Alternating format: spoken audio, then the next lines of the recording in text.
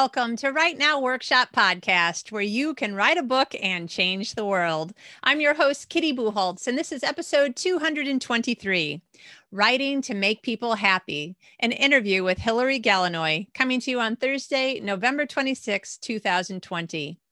So first of all, happy Thanksgiving, everybody. And just because I can, because it's my show, happy birthday, Jessica, because you know who you are. And happy writing. There's so many people, hundreds of thousands of people around the world still working on their national novel writing projects, their NaNoWriMo books. So if that is you, keep going. You still have a few more days. Take some time off, maybe the whole day, maybe a few hours. Enjoy whatever you are eating. I'm in Sweden, so we're not celebrating Thanksgiving, and we can't be with anybody right now anyway. So I don't know what I will be eating. It will probably be something my husband makes because I am a terrible cook, known far and wide around the world. Friends in Australia, New Zealand, Michigan, California, Arizona will all attest that you do not want me cooking for you.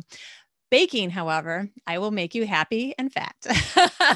So I will do some baking. I think I might want to make an apple pie, just sort of in honor of big American, really overeating holidays. So if you are eating something delicious and oh, just tell me about it. I love food. There's food in all of my books. I love food. And I would much rather hear about your delicious food that's not going to go to my hips. So just go to maybe yours. Get some exercise. You need some of that. Anyway, so many things going on, and I'm super excited to bring you Hilary Galanoy today. She is one of my favorite people in the world these last few weeks because she is one of the two writers with her friend and writing partner, Liz Hackett, who wrote Love Guaranteed that just came out in September on Netflix. I was enjoying it very much, many times. I like to say that I was just rewatching it for research because Hilary would be on the show, but honestly, it just makes me happy. And that is why we have named the show, this episode, Writing to Make People Happy, because that's what Hilary and Liz do too. They just want to write things that make people smile and feel good. And that is a really, really good thing. No matter what kind of genre that you're writing, or if you're writing nonfiction or screenplays or plays or church skits, I don't care if you are trying to scare people or make them wonder who did it or tell them a story about people falling in love. Like, your words change people. And sometimes the most important and happiest thing that we can do is just entertain people when they need to be taken away from their daily life.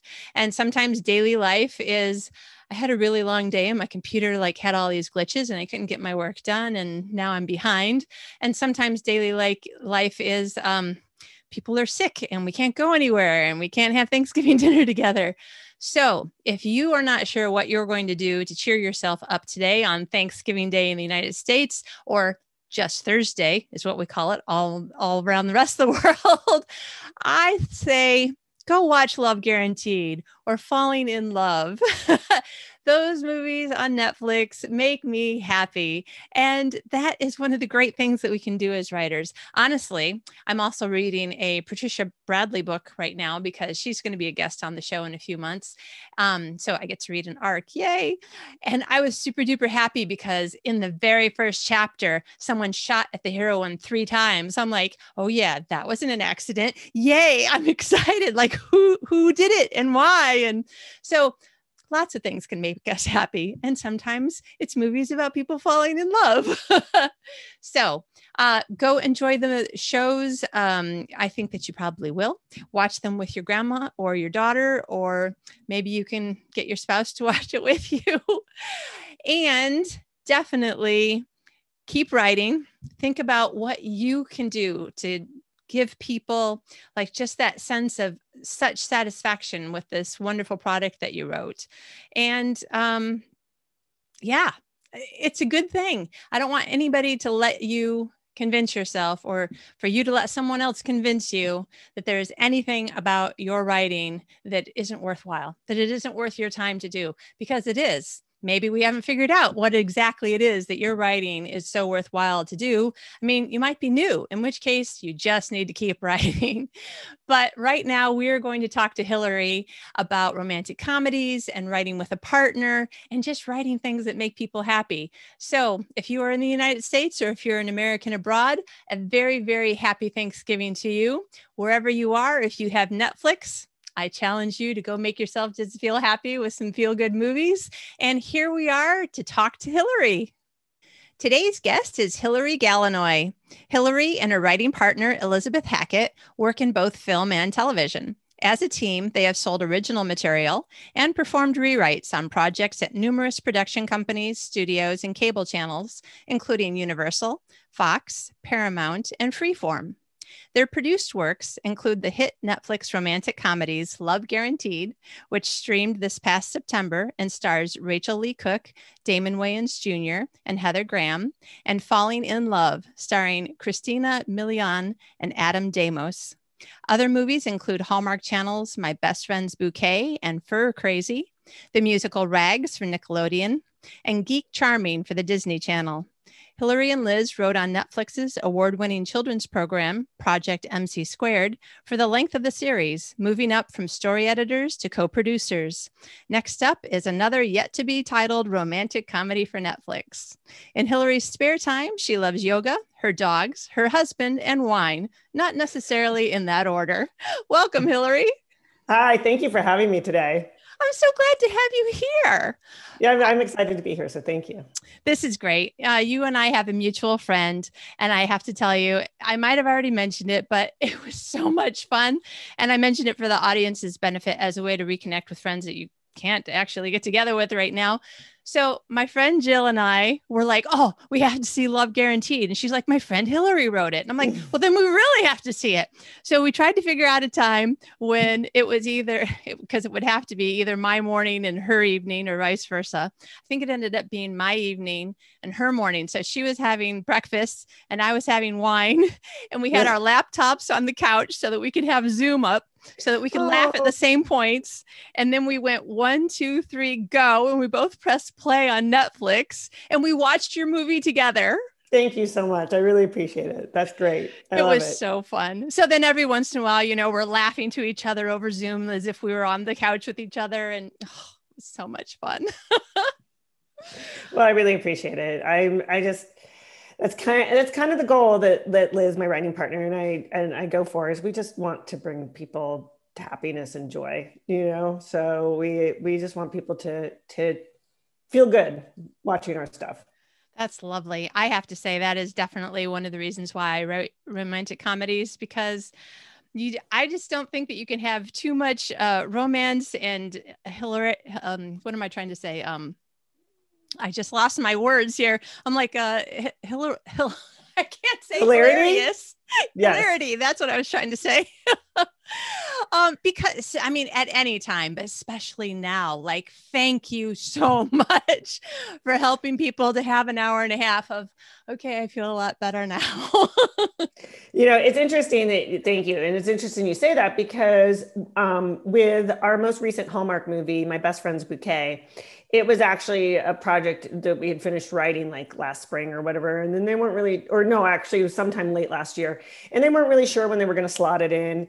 And so once production got up and running again, Hallmark and our producer called us and said, okay, you need to do a COVID rewrite, but they're like, you need to do a rewrite so we can put it in production in July and it's going to air in October.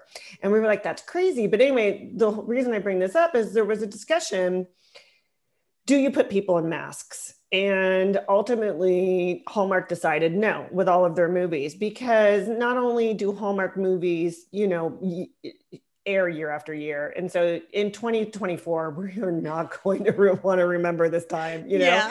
But also it's just like their escapism, it's not like these things happen in real life anyway. It's not like romantic comedies are realistic to begin with. So we didn't want it to be dark, and we wanted it to be able that people can watch our stuff and just remember what it was like before and what it's going to be like again, for sure. Yeah.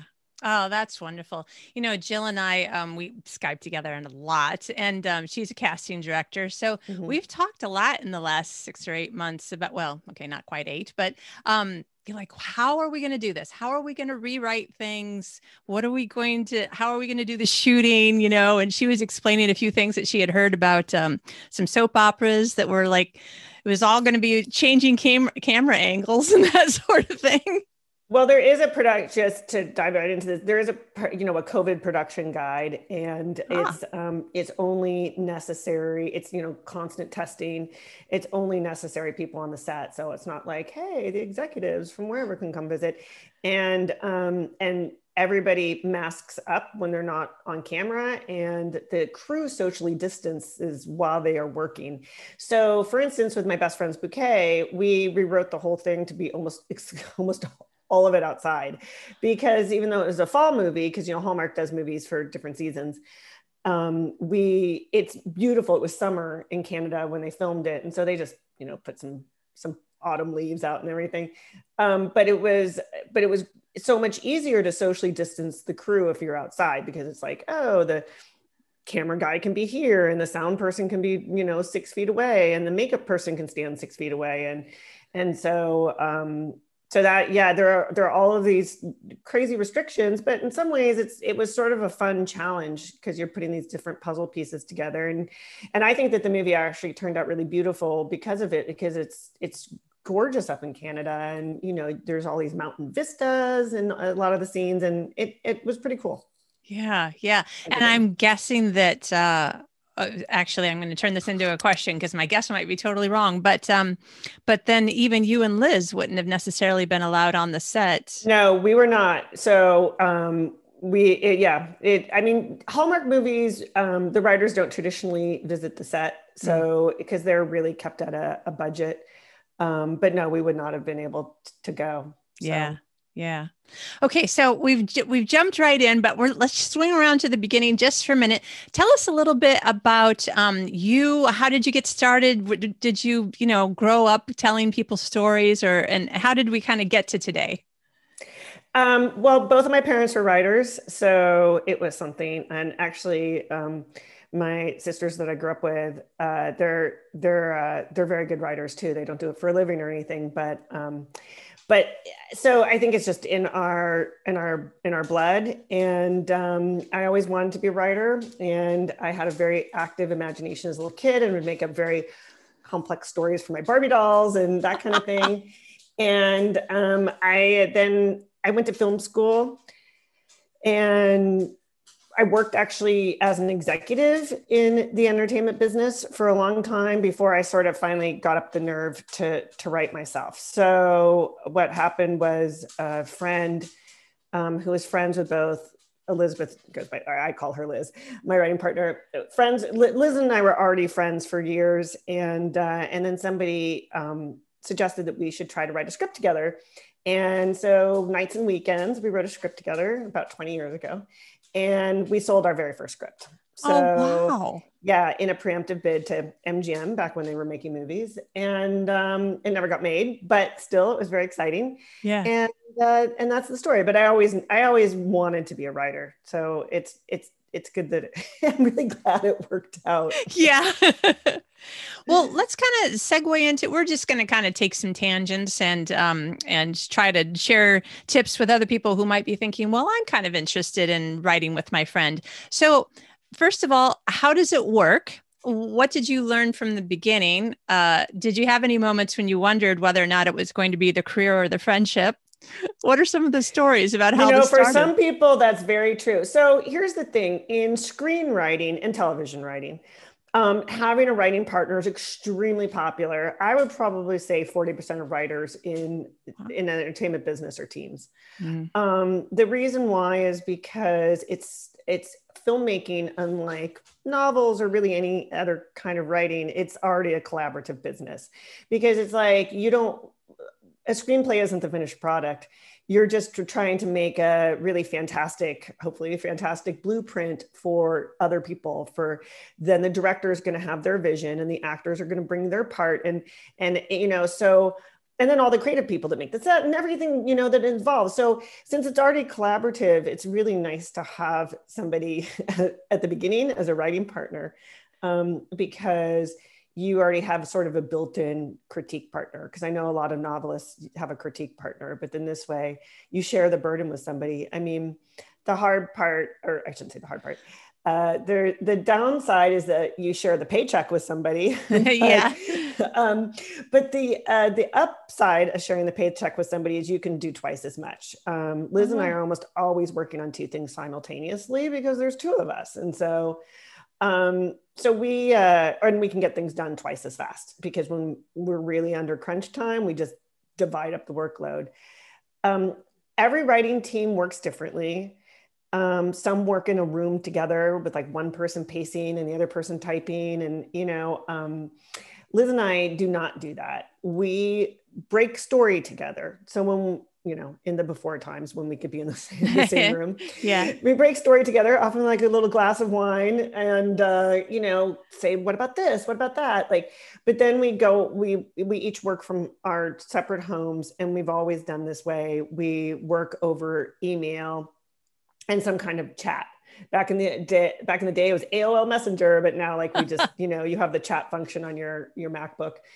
And what we do is we come up with whatever ideas.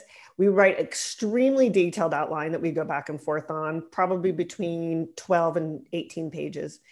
And then we start writing from there, and we personally do it round robin style. Oh. So one of us will get started. So one of us will be like, okay, I'll get started, and writes like the first 10 or 15 pages. And then it takes a few days to do that, and then emails it off to the other one.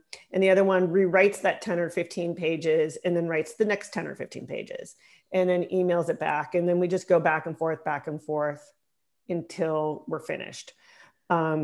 Which is multiple drafts, but you know, and then when we feel very close to done, in the before times, we used to get together, often with a little glass of wine, and put the script up on, you know, when you have a Mac, you can, and an Apple TV, you can project it. Yeah. Now we use something called Collaborate on Final Draft, so we can be in different places. Nice. And then we go through the entire script line by line to not only look for typos or anything like that, but also to just see if we can make any of our jokes funnier. And we almost always do. We always manage to up the jokes about 10% by doing that. So it's, you know, that's our usual process. When we are in a hurry, like we're under a tight deadline, we'll just divide it up. It'll be like, okay, Liz, you take scenes 1, 3, and 5, and I'll take 2, 4, and 6, you know, and then we're just each madly writing and then trade off. I think the good thing is that, and tell me if I've been going on for too long. No, this is great. People want to hear. The good thing is that Liz and I have been writing together for so long that we like share a brain. And so we almost always think going the same direction plot wise, the same jokes and stuff are funny. Sometimes it's funny, like one of us will change our own joke and then the other one changes it back, and it was like, no, that your joke was funny, don't doubt it. And which is helpful, you know, but it's not like we don't disagree on stuff, but we're very passive aggressive about it. We just rewrite the section, and then somebody rewrites it back, and then and then we eventually discuss it and argue our point of views. But also just quickly, we bring different skill sets to a writing partnership, and I would say that's another reason to write with somebody, is that we can both do all of it and have at times. There's just been times that one of us has been sick or something, and the other one's just like, I'll take the burden, you know, and do most of it. But I like to build the house, and she likes to decorate it. So I love to wrestle with plot, and she really likes to do all of the finishing touches. Nice. All right. You know what? Let's talk a little bit about breaking the story. I know that that's a term used in screenwriting, less so in novel writing, but it's a great thing to constantly be reminded. What's a better way? Can I think of a new way? Can I listen to somebody else's way of doing it? So how do you guys do it? And explain a little bit for anybody who's new what that means. Well, breaking the story means coming up with whatever this thing is that you're going to write. So maybe you have an idea, or maybe you've been assigned an idea. And I mean, I think that happens with books too, of course, you know, you can get assignments. Or maybe you just have an arena, or people are like, oh, we want to do kids at camp, or we want to do, you know. So I'll use an example of Love Guaranteed is actually a great example.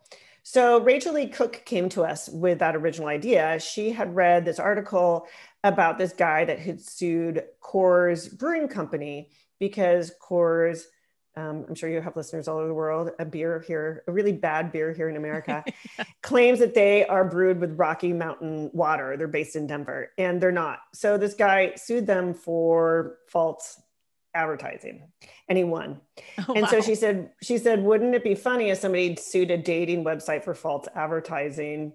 And but of course the lawyer and the guy suing, I don't want to ruin the movie if people haven't seen it, right. but there might be a romance and an attraction there. That's right. So Rachel gave us that idea, and we were like, terrific. So we really liked it. So we went off and we're like, okay, now what happens? Great. That's what happens. What's everything from that idea to the end of the movie where, sorry, spoiler alert, it's a romantic comedy.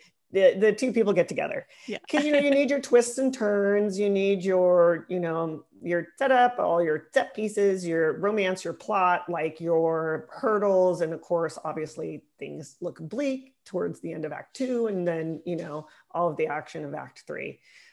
For your listeners who aren't as familiar with screenplays, movies are done in traditionally they're done in 3 acts. But it's the same as a book. It's beginning, middle, and end, you know, and a lot of listeners probably own or have read or at least heard about the writer's journey and, you know, Michael Haig's story structure. So it's all pretty similar. I would really recommend if your listeners are interested in learning screenwriting, and I'm not going to know the author's name, but there's a book called Save the Cat.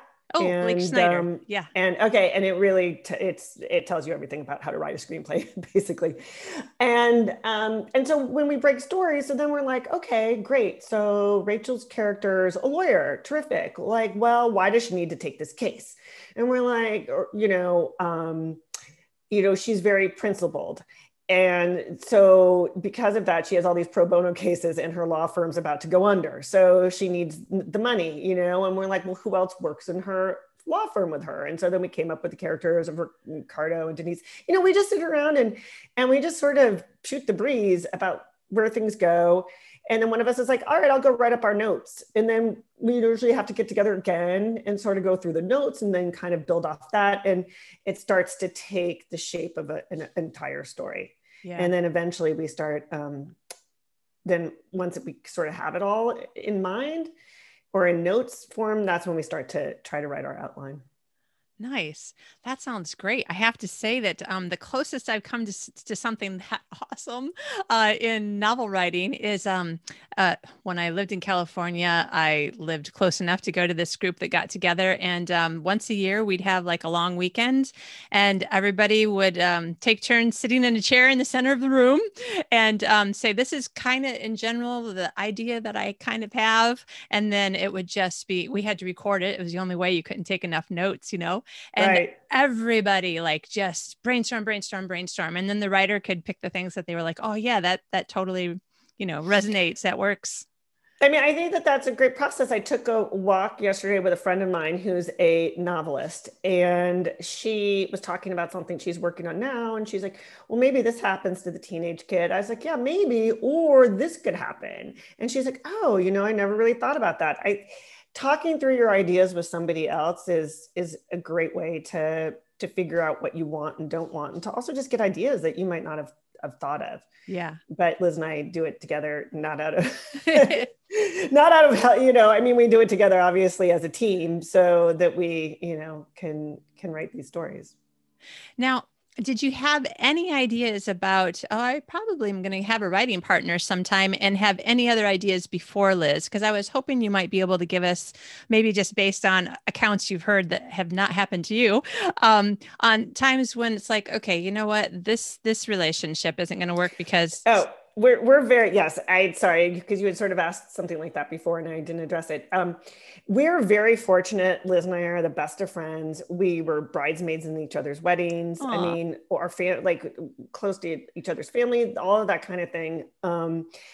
So not every writing team's that way. A lot of writing teams hate each other because I think that everybody starts out probably being friends, and then it doesn't always, like any work relationship, some are great and some are not so great. And Yeah. we know a writing team that goes to couples counseling. They're not a couple, but they have to go to couples counseling because they make a lot of money, but really do not like each other. Yeah. So we're fortunate. I definitely, writing teams break up all the time. And there's also writing teams where people write things solo. We don't write screenplay stuff solo. We might write other things, not currently, but we are such a good screenwriting team that we very much enjoy working together. But not every team survives and not every team enjoys working together. I think that the secret is that you have to have, well, I think like any relationship, who knows, it could go sour, right? It's just like marriages. Two people start off thinking that they're going to stay together forever, right? Life circumstances could change, but I think that one of the reasons that Liz and I have persevered is because, like I said, we share a brain. We 99% of the time think the same things are funny or interesting. And we almost, like, if we're approached for what's called assignments in the film writing business or TV writing business, we'll either the same things sound good to us. We're like, oh, that sounds so cool. Or we'll both be like, not really our cup of tea. We almost always, when one of us has an idea and pitches it to the other one's like, that's super cool. We're just on the same page with what entertainment we like. So it very much helps that keeps harmony in our writing team career. Yeah.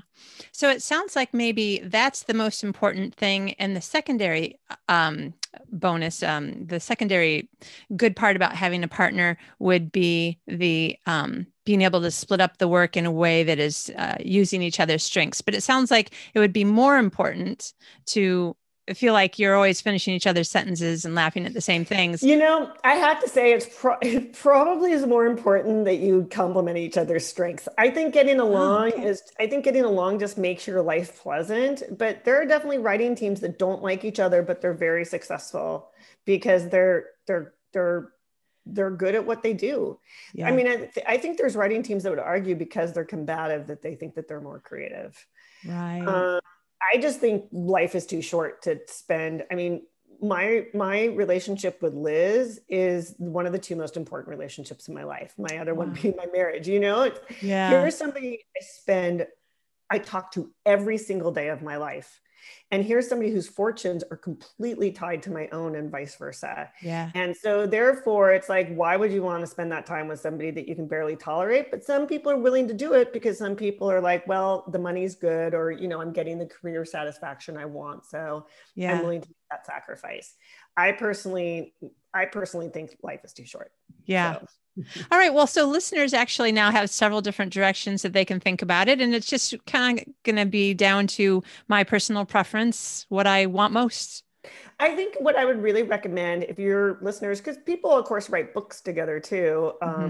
I think that I just read something that was written by two people, but like Nikki French's, they're a married couple, but that's an author that's a married couple that writes British mysteries that they write together. And I just think that the most important part, obviously, if you're married, that's different, but is maybe to try one project together. There you go. You just start off on a temporary basis. You're just like, okay, well, why don't we write this one script together and see how it goes? And then if it's a pleasant experience, then you're like, okay, well, we could do another, without being like, I commit to you for life to be your writing partner. So, Yeah. Or a 5-book series or something. yeah, exactly. Oh, that's great. That's really brilliant. I like that. I have to admit that there has been talk in my household about co-writing for probably the last 8 or 10 years. And some days I think it's a great idea. When we're brainstorming, we're both like, yeah, yeah, yeah.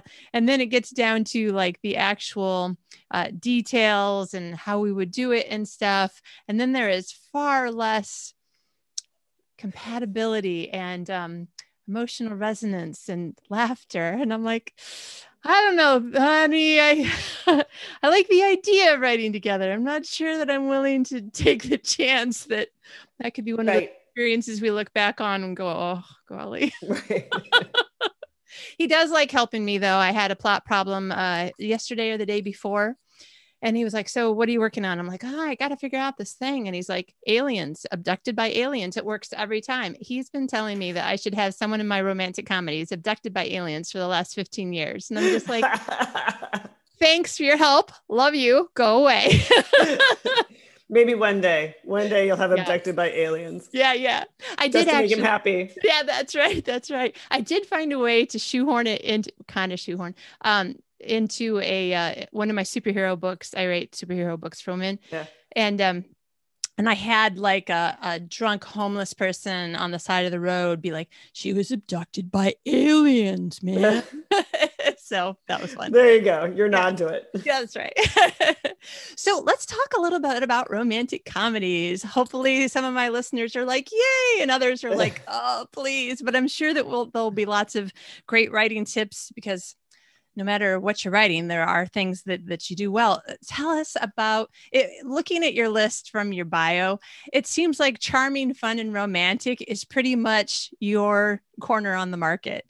And so tell us about, like, did you and Liz decide, because it's a good business decision, that we're going to stick to more or less one thing that we're good at that people are always going to call us about? Or how did you get to romantic comedies? That's a great question. So we actually also do, I would say family and kids stuff. And so we always both loved romantic comedies and comedies just in general. And I think that, yes, it's in Hollywood, it's actually very important to brand yourself. You want to have like sort of a wheelhouse that you write in. You don't always have to do that. One day when you're super famous, like Ryan Murphy, you can do Glee and you can do American Horror Story. But until that time, having a wheelhouse and having some specifics or, certain genres that you really work, like that you excel in, is actually helpful for your career because it helps you get jobs and move forward. When you're all over the map, people don't really know what your strong suits are. So they're not going to be like, oh, Heck and Gallinois, let's get them for that or that kind of thing. Yeah. So, I mean, obviously I would recommend making your brand something you enjoy writing as opposed to not. But like I have a girlfriend who writes thrillers and sci-fi. And she loves it and she's great at it. And so it's great because she's very much known for that. And that's her brand. And so I think that we wrote a lot of much more family stuff early on. And we kind of struggled in the romantic comedy genre because nobody was making romantic comedies for a number of years. Yeah. And then especially back then, and we worked a little bit like Hallmark or whatever, but they're really more romance than romantic comedies. Although they are leaning a little bit more towards comedy now. And so, bless Netflix because they really brought the romantic comedy back and they brought it back big. And now everybody's doing romantic comedies because of them. And it was fantastic. So we're very grateful to Netflix where we work a lot. And I'm just grateful that romantic comedies are back in vogue. And I'm not really sure why they went out of vogue in the sense that the audience has always been there. They never went away. The audience has been me my entire life. I've always loved romantic comedies. My favorite movie of all times is Working Girl. Oh yeah. While You Were Sleeping is another one of my favorite movies of all times. Like I absolutely adore romantic comedies, and it's, the problem is, I think for many years, especially feature films were not made by women for women. So they were made by men for men. And fortunately, in the entertainment business, that does seem to be changing. Yeah. So. Jill and I have spent many years complaining about the dearth of romantic comedies. And then just in the last few months, it seems like, well, and also so many people are home. I'm noticing a ton of stuff coming up on Netflix, at least here in Sweden, I'm guessing worldwide, licensing aside, that I'm like, oh, that's a movie from like 3 years ago or 5 years ago or 7 years ago. And I'm like, I've seen that romantic comedy, but I'm going to see it again because I haven't seen it for 5 years and I need more romantic comedies. So that's been Well, that's definitely something. My understanding at Netflix is that the romantic comedy viewers will watch it over and over and over. So, and that's not necessarily true with other genres. Yeah, no, that's probably true. I mean, there's a point at which you're like, yeah, I know who done it. I know who killed the guy. So I'm done. I figured it out. I watched the movie. But Hilary, I'm not saying that I have any kind of issues with needing to constantly be watching romantic comedies. Honestly, I watched Falling in Love 3 times and Love Guaranteed 3 times because I knew I was going to interview you. It was research that I did for work. Thank you. Thank you. No, see, that means the world to me. I have seen them both also at least 3 times. That's kind of sort of my job. Yeah, you know what? They hold up though. They do. And I even enjoy going back and looking at some of my movies again, sometimes after time has gone by. So it's, I think when one rewatches a romantic comedy or a comedy or any kind of feel good movie, it's because it's like, it's just rereading a favorite book. It's a warm blanket. Yeah. And it's going to be a warm blanket, and there's nothing wrong with that. Well, Disney Plus finally got to Sweden in mid-September, and my husband's birthday is the 2nd of October. And so he decided for a birthday present, what he wanted was a year's subscription to Disney Plus. I mean, after all, it has every Marvel movie and every Star Wars movie. So, yes. And I was like, and Pixar, those were his 3 things. He's like, I want all he's a computer animator too. So yeah, honestly, we watch animated movies really for work. It has nothing to do with our incredible enjoyment. But I saw Geek Charming on there. And my first thought was, that looks totally cute. I don't care if it was made for kids. I just have to watch it when John's not around, or he will totally rib me and tell me that there's, something wrong with my brain that I can't not watch a romantic comedy.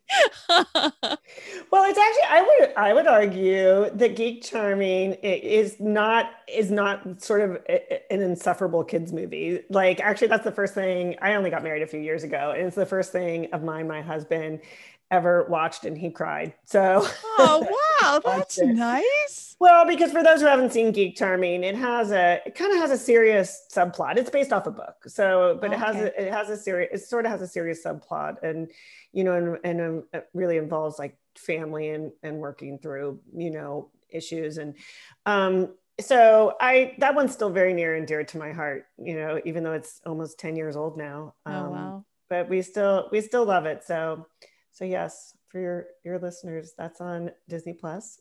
You can stream it anytime. Well, all right. So hate to put you on the spot, but are there any things, since you've been doing this for a while, that kind of come to mind as these are keys that you want to not forget in a family story, family-centered story, or a romantic comedy, or a romance story? So, for instance, do you feel the difference between when you're writing for Hallmark and writing one of your original rom-coms, or are there specific things that you're keeping in mind? Well, you definitely have to, when you're writing, you've either sold them, a pitch or an idea or a script or whatever, to a certain network or streaming service or whatever. Or you're doing a rewrite for them. Like my best friend's Bouquet was a rewrite, is that each place also has their brand.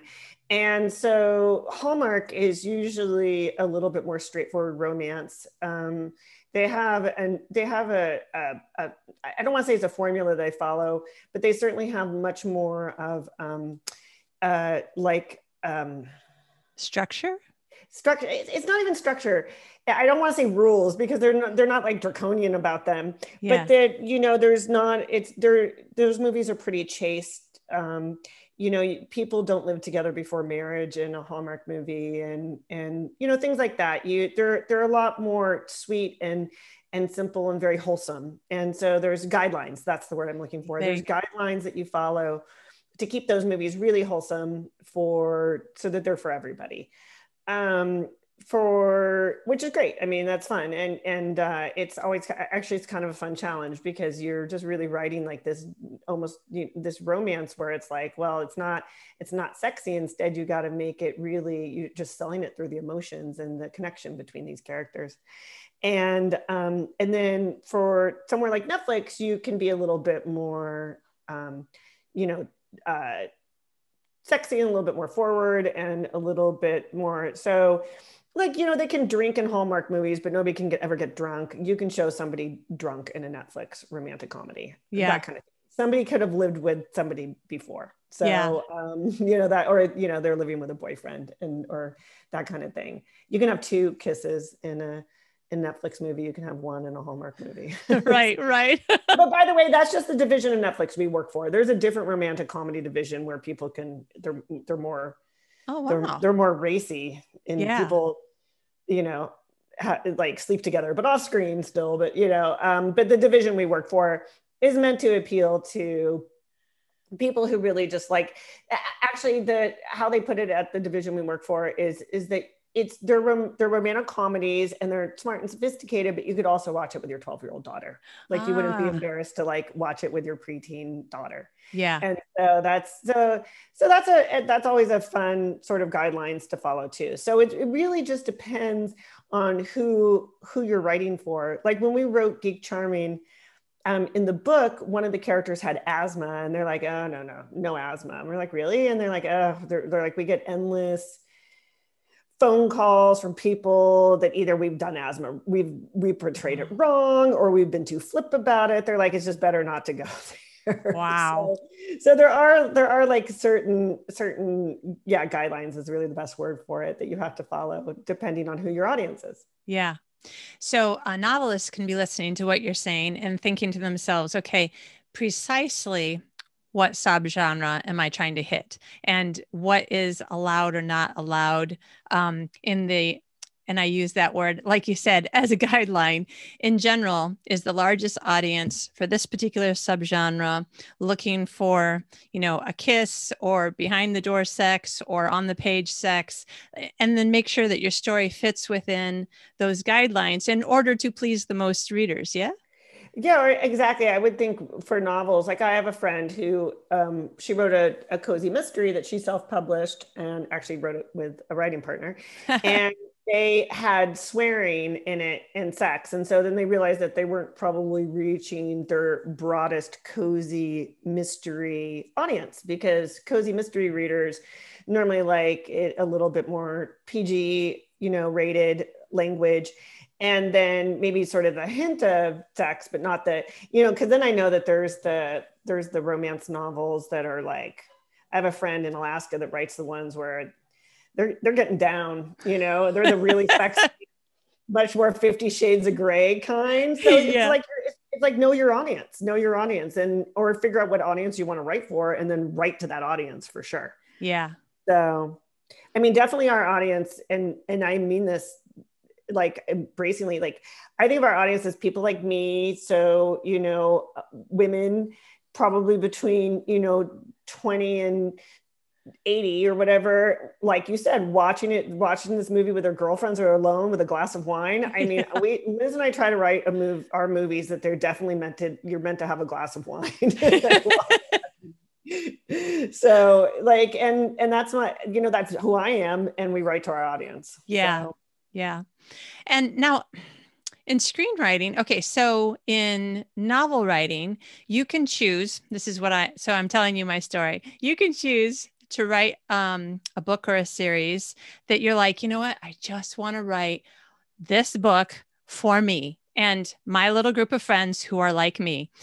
So I wrote a superhero series where the main character goes to church, says shit damn in hell and drinks a glass of wine and loves having sex with her husband. And I thought, there you go. That's my kind of movie. Right. Right. So, so the reviews, while the total reviews are like 4.3 or 4.4 out of 5. And I'm thinking, okay, that's a good success.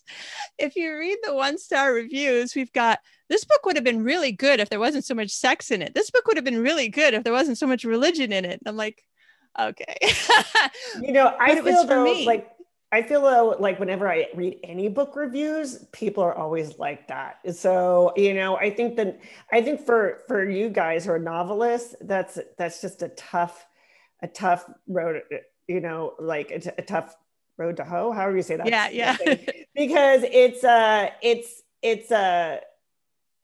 there's always going to be somebody who's a little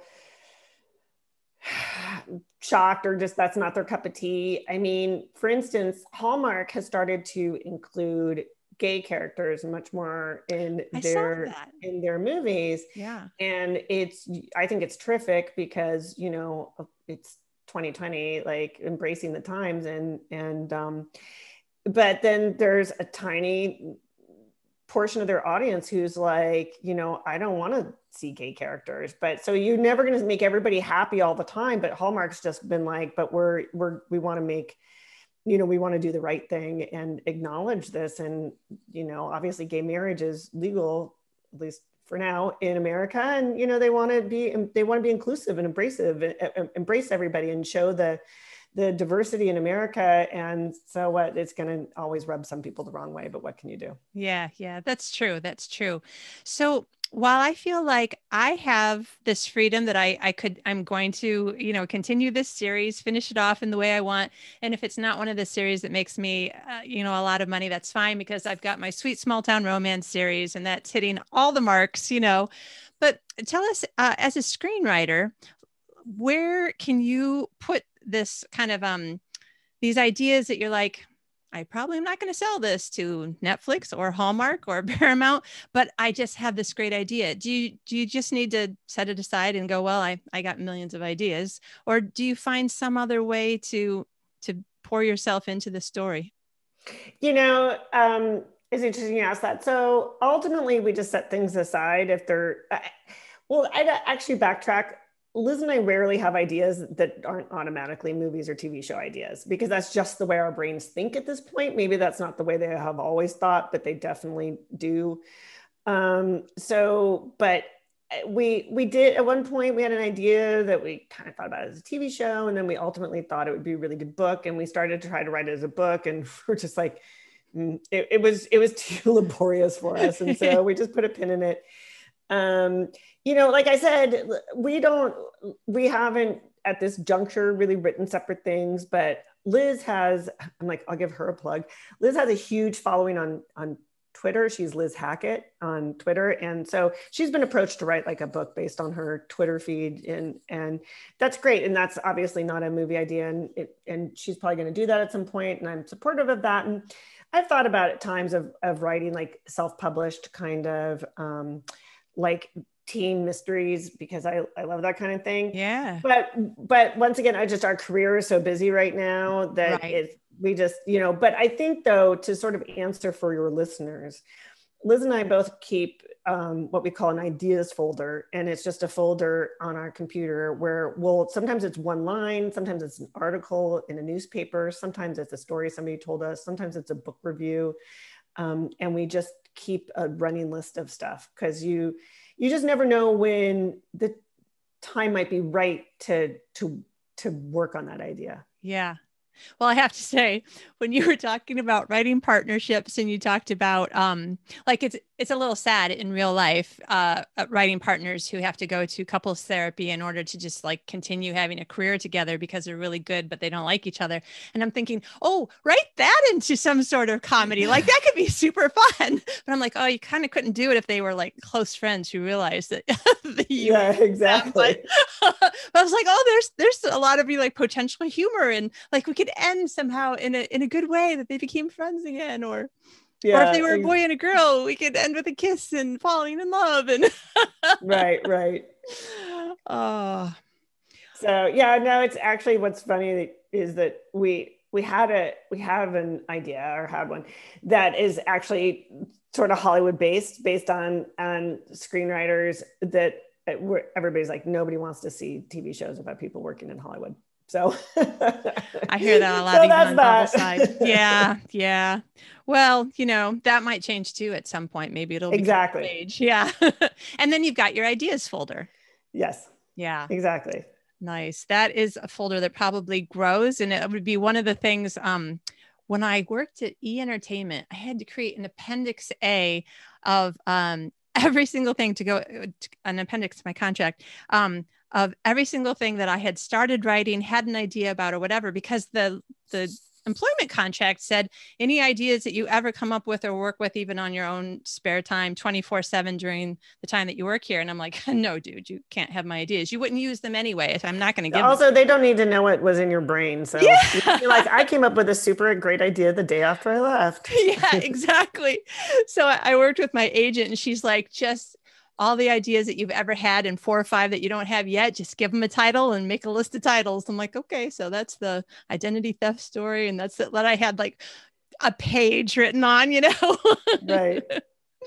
Yeah, I don't know. Of anybody in the novel writing side of things that has to deal with that. I guess it just depends on whether or not you are working for a creative employer that would have that kind of anyway. So okay, I thought that before we wrap up, we should probably address what some listeners are considering the elephant in the room. Kitty, why aren't you asking her? Some people are probably thinking, I know I'll probably never become a screenwriter, get a screenplay written and sold and produced, and because those would be 2 different things too. Right. But oh yeah, you can make a living for many, many years without getting anything produced. So that's the irony of the entertainment business. Yeah. I hate to ask, just in case, like it's a question you shouldn't ask, so you don't have to answer, but is that hard? Or do you just have to choose to be like, well, I'm making a living doing what I like? Oh, it's very hard. Yeah. It's especially heartbreaking when something almost happens and then falls apart at the very last minute, which Liz and I've had happen to us a number of times. Oh. And it's just like, it's heartbreaking, but if it's a tough business. And the number one thing I would say to people thinking about being a screenwriter is, if you can imagine being anything else on the face of the earth, go do that, because I can't. So therefore I've stuck with it. Yeah. But there's no job security in years of employment and things, sometimes you do make a living getting nothing made. Sometimes you also are not making much of a living and not getting anything made. Sometimes you get things made and that still doesn't really help you make a living. So yeah. It's a roller coaster for sure. Yeah. Yeah. So maybe some people are thinking, this is what I'm sort of guessing, that there's a lot of people thinking, but my book would make a great movie. Now I know this isn't really, but maybe they might not be wrong. So IP is very popular in the entertainment business, and especially like lots of Hallmark movies and stuff are totally based on books. And I know that you've interviewed authors that that have had their movies made and everything. So so yes, lots of books do make good movies. So my guess is lots of people ask you questions that you're really thinking, I'm not the right person to know the answer to this question. But do you have thoughts for people who are thinking, and can you tell me how I would go about that? Wow. So, there are people that represent books to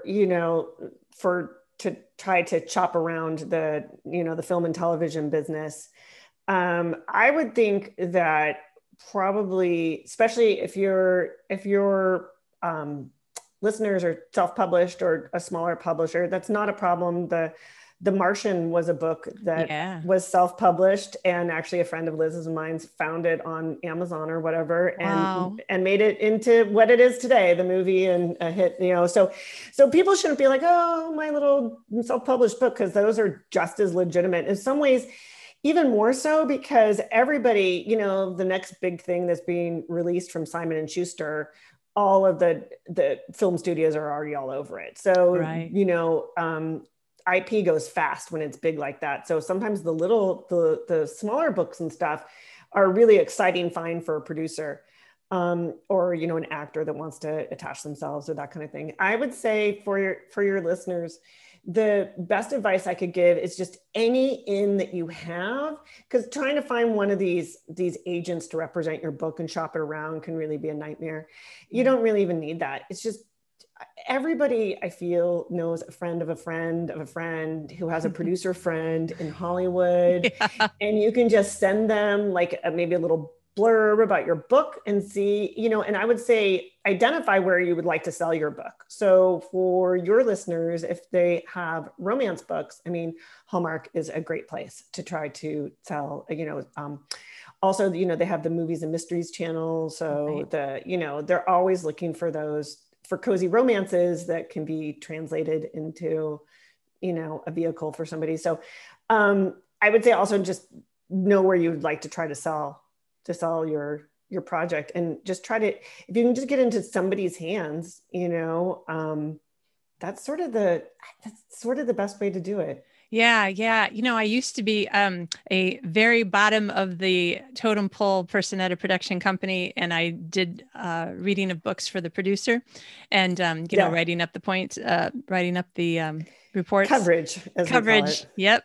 And there were times when I was like, okay, I need to not tell people this is what I do, because I'm never going to get any sleep if I try to read all of the things. No, that's very true. So like, but you know, it's sometimes it's really just about finding producers and stuff that will also take unsolicited material and send in your book. Yeah. Because it's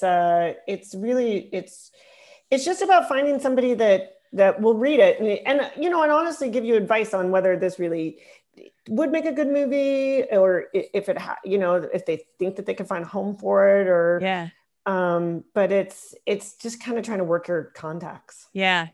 But that's what I'm thinking, is that even people at the bottom of the totem pole, I know the sun's really beginning to come in the office, isn't it? Sorry about that. I was gonna say, for the YouTube people, I keep shifting around because the light is changing in the office, and it's like it's very weird. I can't see. Yeah. But yeah, I was trying to agree with what you were saying about, you know, a friend of a friend of a friend, because the bottom people might actually be more likely to at least read a little bit of it. And if there's anything to it, they will tell their bosses, because that's their job. So everybody wants a story like The Martian. So it's not, you know, it's always worthwhile trying to get your book out there and get it seen by people in the entertainment business at any level. You're right, at any level. It could be somebody's assistant, somebody's production assistant, because everybody wants to be that person that found the I don't even want to say diamond in the rough. Your book could be absolutely terrific, but I'm just saying maybe the smaller imprint, the self-published thing that turns into, I mean, that's what 50 Shades of Grey was. It's just, I mean, there are these stories, so they happen. So it's about hustling your own. I think it's about hustling your own book. That's perfect. Oh, what a great way to kind of end our talk together. Hustling your work. That's what you've got to do. You can't just be sitting around waiting for somebody to discover you, right? Yeah, you can't. I mean, this is, of course, a screenplay thing, but so our movie Falling in Love was actually a spec script. And so we heard that Netflix was going to start doing the kind of romantic comedies that we write. Our producer on it told us that. And so we were like, all right, we're going to write one and sell it to them. We were very determined, and we hustled we created something and we hustled it, and we made it happen. So that's definitely the way to go. You got to be your own advocate. Yeah. That's a great one too. And I just want to say, like, I wanted to come through the screen and like just do a little neck squeeze on some of the reviews that I read for those two movies. Cause I was like, whoever you are, stop typing. You're obviously not even the kind of person who reads this or who watches this kind of movie, because the movie was awesome. Oh my gosh, I was getting mad on your behalf when I was reading. I don't want to say what website, but it's a very popular website. You know what? I don't read the comments. Basically is how I live my life. Our movies are not made for reviewers. Although Falling in Love got a very positive review in the Atlantic, and actually Love Guaranteed got a positive review in the New York Times. So, wow. Yeah, so we were thrilled about that. But they understood it. They were talking about the movie for its audience. I mean, perfect.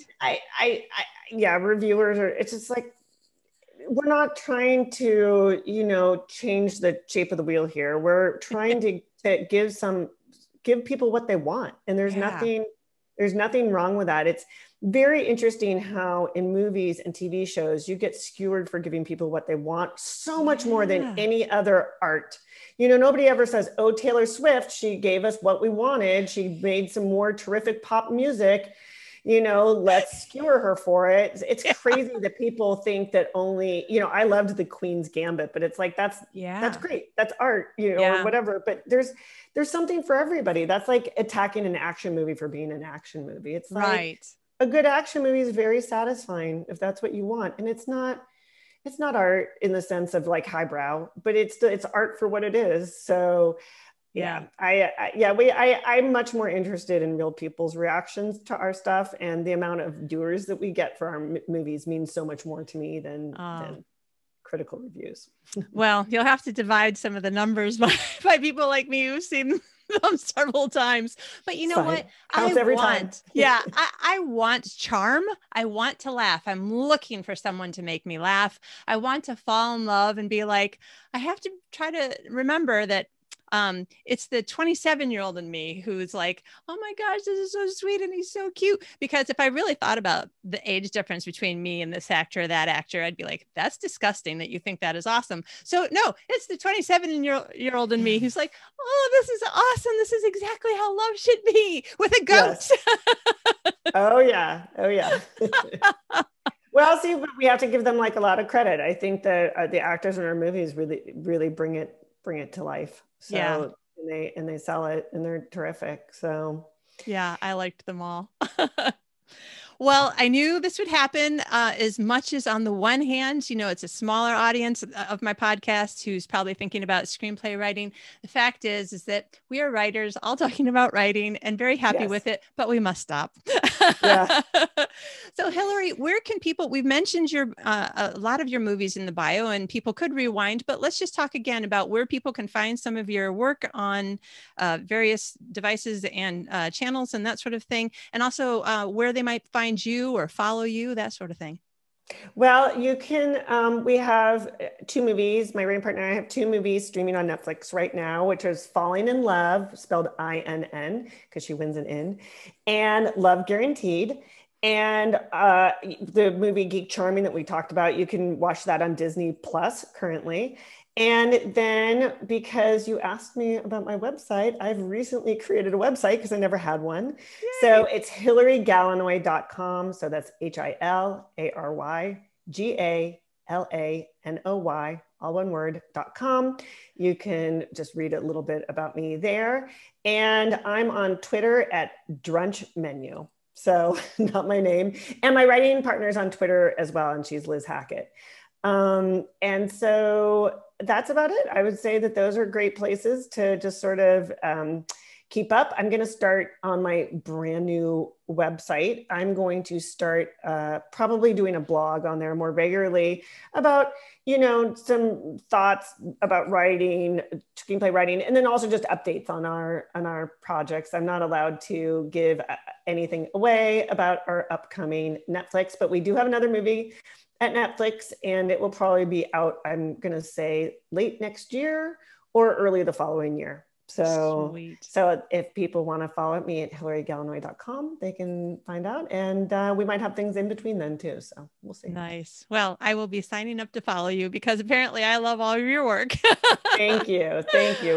We appreciate it very much. Oh, and tell Liz too, sorry she couldn't be here, but yes, tell her Liz could not be here today. She had a family commitment, but she was very excited and cannot wait to listen to the podcast. So. Awesome. Very good. Well, listen, thank you again for taking the time to be on the show and sharing with us so much information and thoughts and fun. Thank you for being somebody who promotes, like, I just want people to feel good when they're watching my work. Well, thank you so much for having me.